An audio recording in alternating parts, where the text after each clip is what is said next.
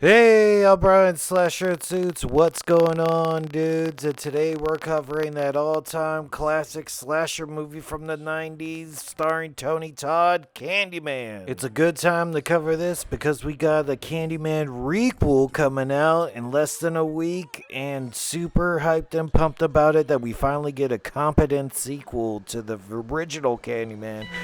I mean, technically, we did have two sequels for Candyman, but they were so bad, even on video on demand standards like direct to video. So just strike that from the records and everybody's memory. And if you look in the mirror and you say his name 5 times, he'll appear behind you, breathing down your neck. Candyman. Candyman. Candyman. See, Candyman decided to switch the game up on you. This isn't your normal teenage horror movie couple. This couple is in their 20s or 30s with mortgage and bills. This girl getting like super turned on by it. I think like a version of foreplay for her. Time. Candyman. She turned out the lights. Killed her. Split her open with his hook. And then killed the baby too. And Billy got away. But soon after he went crazy. That's a bit of foreshadowing too. Like he lived but went crazy, so he'll ruin your mind. And the cops probably pinned the murder of her and the baby on him, so either in prison or he's on the run. This Candyman's way more despicable than your average slasher too, because he's actually going after children, and not even children and little babies. Was a boy murdered? Worse, he's lying on the floor in a pool of blood, holding himself.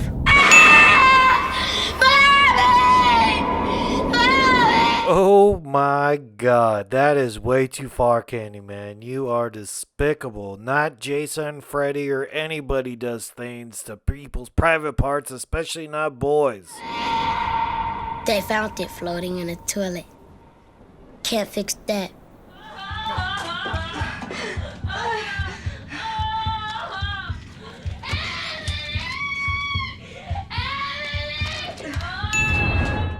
I love it. It's sort of like when the slasher boogeyman sort of convinces everybody else that he didn't do it. So right there, he's framing her for murder. And it's even like dog murder, which wouldn't be that much of a crime. But there's a missing baby and blood everywhere. And as soon as she gets out on bail, her friend comes to visit and Candyman kills her in the apartment, and that's another murder. So, right, any one murder can maybe happen to somebody, but not two. It's pretty cool that Candyman didn't forget about her, because remember, she and Helen both said Candyman 5 times in the mirror. He just took his time to get back to her. So he's a little bit more cerebral that way and patient. And look at that shot too, man. It's very cool. Like she's in a trance. Like Candyman's part vampire. So of course she goes back to jail and she's going to go away for a long time. So she's almost given up all hope, and even like a prison psychologist is telling her you're crazy, and she's starting to believe it.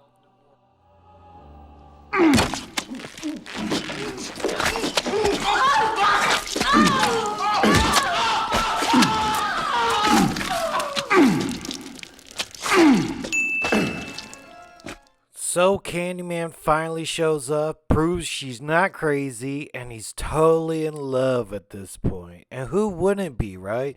She's like a mixture of Madonna meets Sharon Stone if they had a baby. So what do you do when you love somebody? You bust them out of jail. You're mine now. So she went to go rescue the baby, but it was a trap set by Candyman because he wants all 3 of them, him, her, and the baby, to die together to be like this unholy, ghoulish family.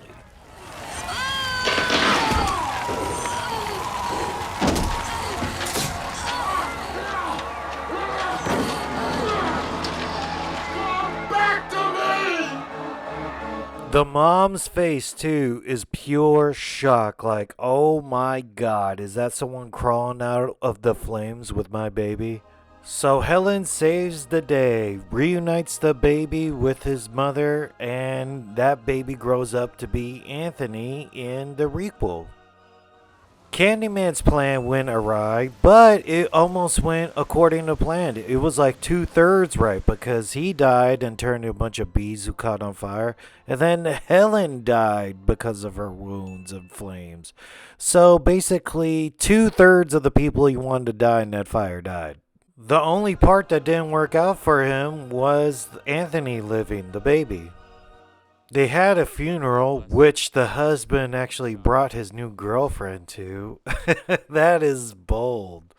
But, right, he has some regrets about it, and he actually says Helen 5 times in the mirror. Helen. Ow.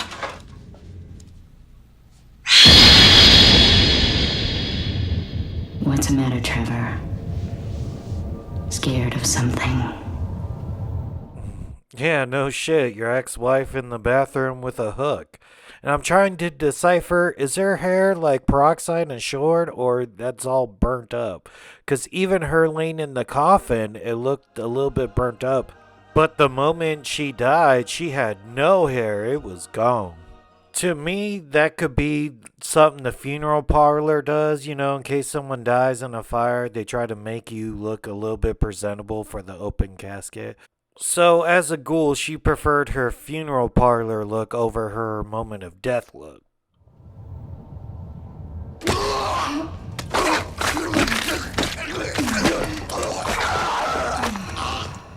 Trevor!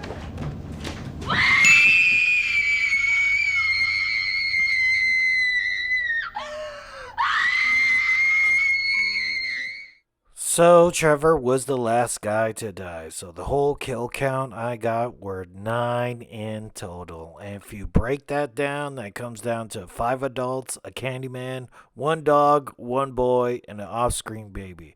Thanks for watching. Watch some other videos I got on Candyman and look out for that kill count, which should be up right now.